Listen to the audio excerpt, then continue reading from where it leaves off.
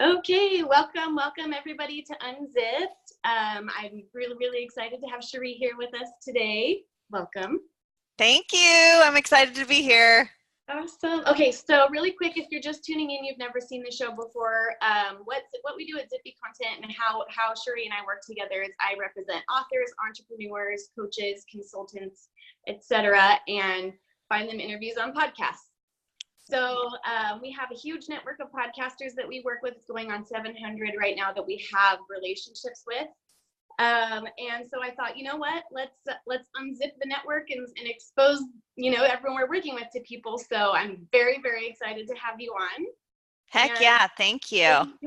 Thank you for working with us so well and being so easy to work with over the last, year or two. I'm not exactly sure when we started working together exactly, but I'm excited about it.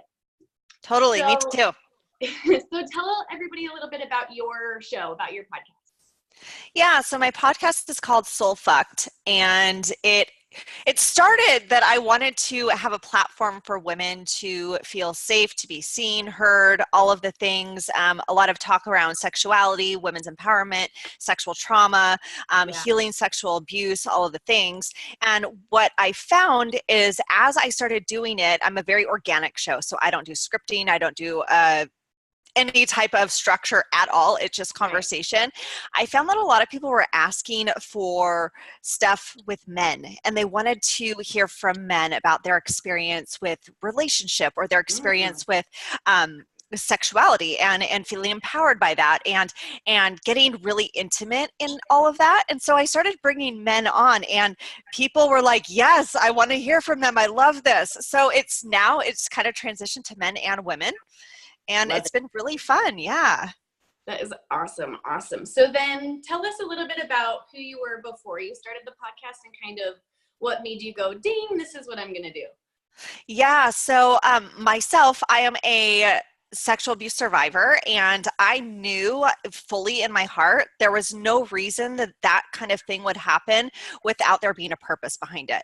I didn't know what that looked like, but I've always been very outspoken. I've done public speaking. I create content for thought leaders in the space of spirituality, mindset, all the things. And somehow I put it out into the universe, right? Because we do that and things come back. I put it out into the universe. I want a platform for people to speak their truth and feel safe. And literally 3 weeks later, I was contacted by a podcast studio that said, hey, we wanted to know if you'd be interested in a podcast. And I thought they just wanted to interview me.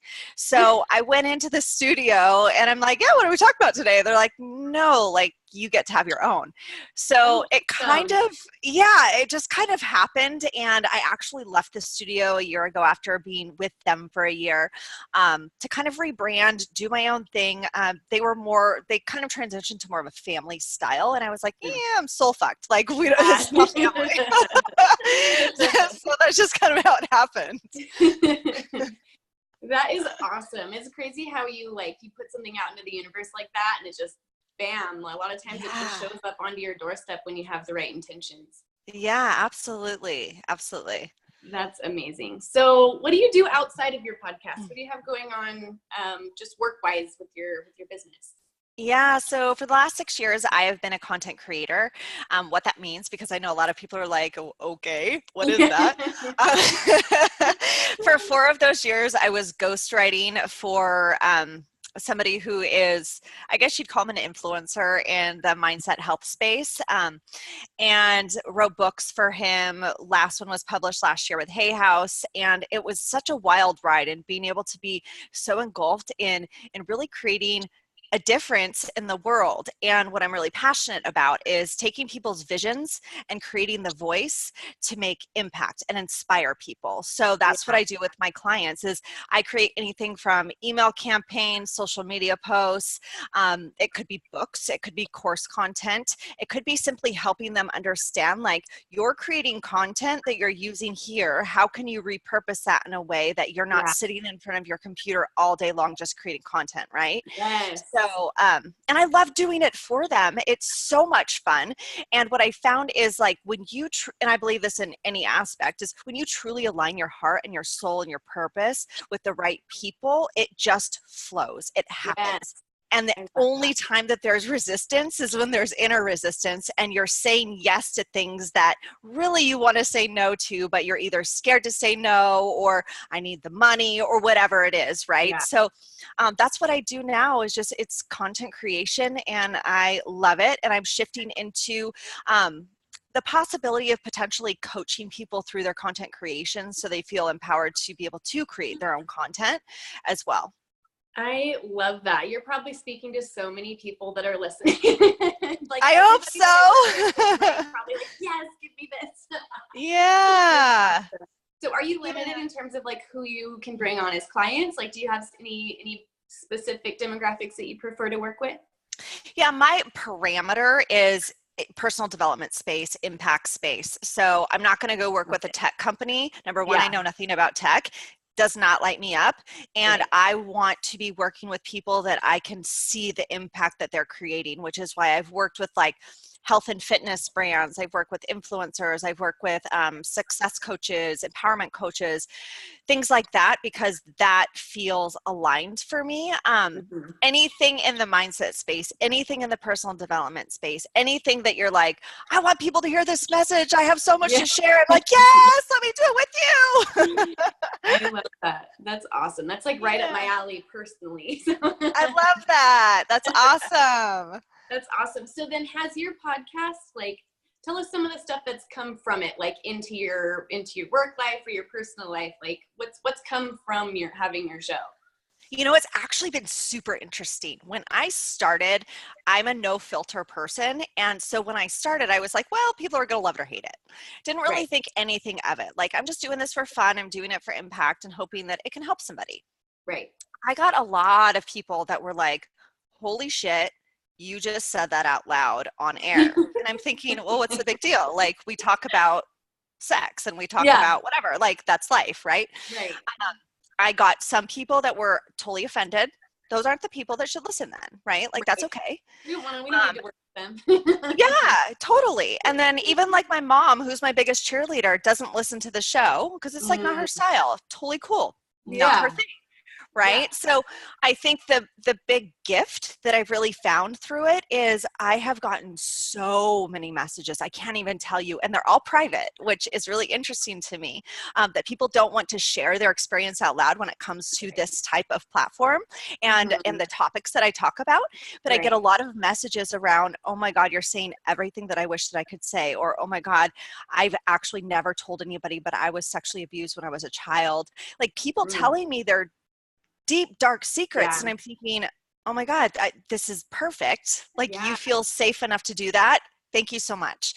So Yeah. it's been just, it's really opened the dialogue in my experience to what people share, their willingness to be open with something that is really personal Right. and say, it's time, right? It's time to Mhm. share. And I think with all of the movements going on, right, like Me Too and everything else happening, that Right. people are finally starting to see like, okay, maybe it isn't my fault. Maybe this Mhm. wasn't about me. Maybe there is a purpose. And my Yeah. hope is that through them listening to the show and anytime we're talking about anything in life, because like I said, there's so many different topics in that realm, that they walk away thinking, yes, I'm okay. This is not Yeah. my fault. I don't have to feel guilt, shame, blame, any of the things. Like I get to set myself free. And that's going to take me stepping into my truth and owning my voice. And it doesn't mean that, everybody has to be on this public platform and tell their deepest, Right. darkest secrets, but to be able to tell somebody or to Yeah. say it in a way that feels empowering versus victimized, right? So Right. it's been huge. Yeah, that's massive too. Just coming from, I personally have experienced this myself, and coming from a place of like never ever telling anybody to Mm-hmm. slowly being able to say it, you know what I mean? And like hear Yeah. yourself say it is huge. So the fact that you're kind of, because it's almost like you have to like get yourself used to those tiny triggers that typically like trigger you back into the trauma, you know what I mean? And it's like a slow conditioning of being able to be like, okay, now I can hear about it and now I can talk about it a little bit. And then eventually it's like I'm going to tell everyone now. You know what I mean? Yeah. Like, the vulnerability is healing, and it's addicting even. Completely. Yeah. And I think the biggest thing in that is understanding that not everybody's going to get that, right? Right.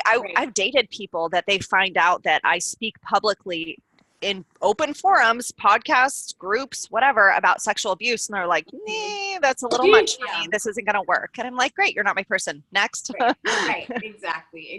And I do think it's something that just society as a whole needs to get used to hearing about as well, because it's such a huge problem. Like it can't be something that we avoid talking about anymore, because look at everyone around you.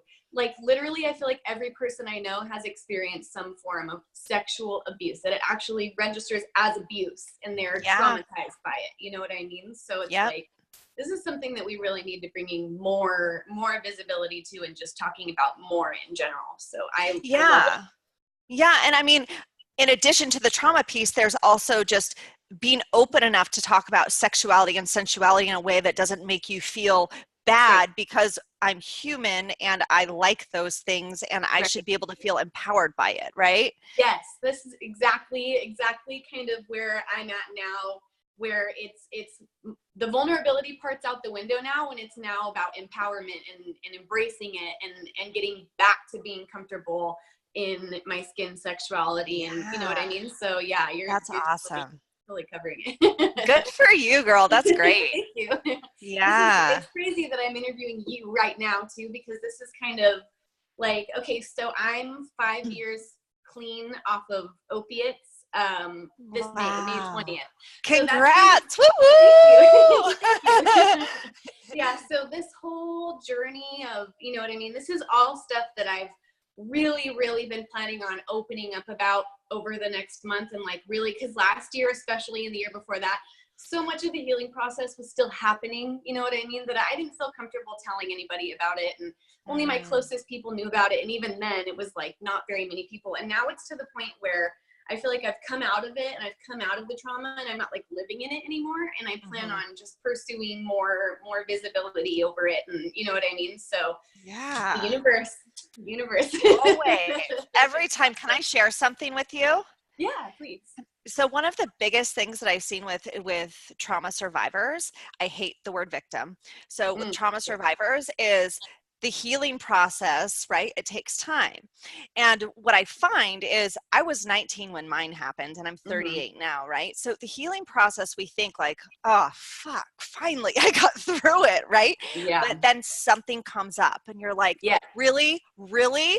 Exactly. So I think it's granting yourself the grace to say, my healing is constant. My healing is perfect. I'm exactly where I'm supposed to be, and honoring every piece of that. And when little things do come up, that you're able to say like, cool, I still got work to do here. And that's awesome. Right? Yeah, definitely. I've come to find that it's kind of like a spiral, you know what I mean? Where like, you think you're over it, you think you're out of it. And then like you said, something happens, and it's like a reconditioning and like the universe is going, nope, like you still need to focus on making sure that this is healed, or it's going to just fester again. You know what I mean? Completely. And turn into living in trauma again, you know? So it is definitely a day-to-day effort, like moving past this stuff and processing it. You know, a lot of, I dealt with addiction really hardcore, you know what I mean? So getting clean off of drugs kind of forced me to have to deal with this stuff, and like, you know what I mean? And so it's been a really wild ride. And I know a lot of people are on the same journey or similar. So I just want to, if anyone's dealing with anything like that, please reach out. I'm happy to talk to you. This is something that definitely needs to be talked about more. So thank you for opening up about it too. That's awesome. Thank you. I did that. So I feel like we're not even really talking about podcasting anymore. So it doesn't sound like you're in the podcasting arena to make money, and you're not out there to like cash in on your podcast, right? Like that's obviously not what you're doing. Yeah, well, it's interesting because when I started it, it was a passion project. And when I stopped recording a year ago, I took 25 episodes off. I was like, these aren't serving my purpose. I want to redo things, blah, blah, blah. So I'll get back to it this summer. And I've kind of been putting my plan together for that. And a lot of people have asked, like, why aren't you monetizing this? Like you can monetize this. And I never thought about it. It was Right. the real answer, right? Not what you're in I it for. wanted to help. Yeah. Right. But at the same time, I think that's been a part of my healing journey is the worthiness with money, Right. and being able to accept that and know that I was given these gifts, as we all are. And if that means that it's helping people, then I get to be paid for that. Right. Yeah, So yeah. yeah, so I'm looking at it a little bit differently now, and I'm 100% open to what that looks like with the sponsorship world and all Right. of that. There's a lot Mhm. to learn, and I just don't know enough about it yet. Definitely. I agree with you there. And I've asked a lot of people this question, and it's always it's kind of the same, really similar answer along the way is, well, you know, the podcast itself isn't bringing in all kinds of money. It's kind of what's happening outside the podcast. It's seeding growth here. And you know what I mean? And so, yeah, that's what I hear a lot. Yeah, yeah. It's So interesting. what can people do to just, if they're thinking about joining the podcasting industry, what is something they can do to prepare? Okay, so I prepare everything in my life except Mhm. podcasts. so what I will say is to prepare, be ready for people not to like what you're putting out there. Yeah. Be ready for criticism. Be ready for Prepared people. here. 100%. Yeah. Yeah. Like you've got to be strong enough in your heart and in your head to know your intention and Mm. why you're creating what you're creating in the first place, and being convicted in that and not wavering based on other people's opinions, because quite frankly, other people's opinions of us are none of our business. Yeah. So just stay in your lane, do your thing. And no, this is the best part. You had mentioned that like you don't do any editing in your podcast. I've never edited a podcast in my life. And sometimes it comes out and you're like, wow, that was kind of shit. Right? But you learn. So not judging yourself in the process of that. I am what I call recovering perfectionist. So for anybody else who is out there that wants to start a podcast and are like, I'm not ready, what if I mess up? You're gonna mess up. There's gonna be days that you record that you're totally not in the mood, and you get through it, because at the end of the day, you have to remember that you're doing this not for you, you're doing this for somebody else. So that whole like, oh, I'm not in the mood and today I'm in a crappy mood or whatever it is, like that's selfish, and that's not what you're doing it in the first place.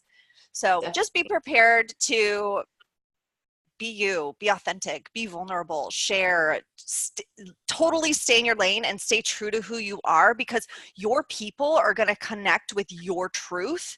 If you for 1 second think that, oh, I'm just going to give them what they want and it's going to be great, you are going to, number one, you're going to burn yourself out. You're not going to have as much fun, and your message and your gifts are not going to come through clearly. And that doesn't serve anybody. Yes, that's great advice for sure. I've been watching Brene Brown. Her special just came out on Netflix. Call to Courage. It's so good. She's the best. And so something that I just picked up on that she was saying is that if you're brave enough, long enough times, you're going to fall. You're going to fail. Like without a doubt, no matter what, you're going to fail. And it's not about not failing. It's about being courageous and still doing it and getting up and getting back on the horse. You know what I mean? So yeah, absolutely. Great. And I think podcasting is such an interesting like platform, because pretty much anyone can do it. And so there's so many different things that people are doing and ways that they're doing it. And you know what I mean? And so it's like, you're just completely selling yourself short if you're not going out there and being exactly who you are and exactly who you want to be. Like even down to a business standpoint, it's like, you know, when you're in sales, you're selling yourself, and the people are ultimately buying you. And if you're sitting there trying to give them exactly what you think they want to hear, they're going to be like, it's not you, you know? So that's great. Absolutely. Yeah. So what can people like, what do you use like software wise or like app wise? Like, is there anything that you can kind of direct people away from or towards? I am terrible giving advice on that stuff, full disclosure, because I am not a tech person. Said you're not a tech person. I'm not either. Yeah. So I get help with that stuff because I don't know, and it doesn't excite me. It's a waste of my time. Right. I will say though, that when I left this studio and I had like all the fancy things in the studio, right? And I was like, how much is all that going to cost me to do this? Like, this isn't making money. This is just for fun. Right. And Definitely. yeah, and somebody had said to me, like, you don't need all of that stuff to be able to record a really great Right. Mm-hmm. thing. So like, I'm so this with is you. $20. Yeah. And then there's like a camera that I have on my computer and I Right. use Zoom. It's like, it's not a That's, thing. I love it. I love it. So I've had people that are like, oh, this equipment and this and this. And it's like, really? Like, I think the best advice is to be like, just make it happen. You know Just what I mean? start. Like, it doesn't have to be perfect. Just do it, you know, and Yeah. people appreciate it. People appreciate that it's real. You know what I mean? And Yeah. so, yeah, that's great advice. And definitely when it comes to, if you're not a tech person, outsource that shit. Like, you don't, Yes. you don't have to do Please. it. Like, It is such a waste of your time. yes. That's what I tell people that all the time. I'm like, dude, if it doesn't come super naturally to you, like, ask for help. You will find it. You will definitely. Yeah, agree. So where can people find you? How can they work with you? How can they follow you? Give everybody the 411. So typically Instagram's the easiest for me. My handle is just at Sheree Trask, ShereeTrask. Same with Facebook. I'm not on Facebook so much, but I am on Instagram regularly. Easiest way to contact me is just through a DM on Instagram if you're interested in working with me. Like I said, I do content creation for people in the mindset personal development space, and I love it, and I'm good at it. So well, that's awesome. Thank you again for being here. I really enjoyed this, and I love that it kind of took a spin in more of a personal development, because that's just so much like what I am outside of work, you know what I mean? Yeah, so that's awesome. Definitely much needed. Cool. I'm so glad. It was so nice to chat with you, Courtney. Likewise. Thank you so much. I'm going to go ahead and end this recording. Thank you everybody for being here, and we'll see you next week.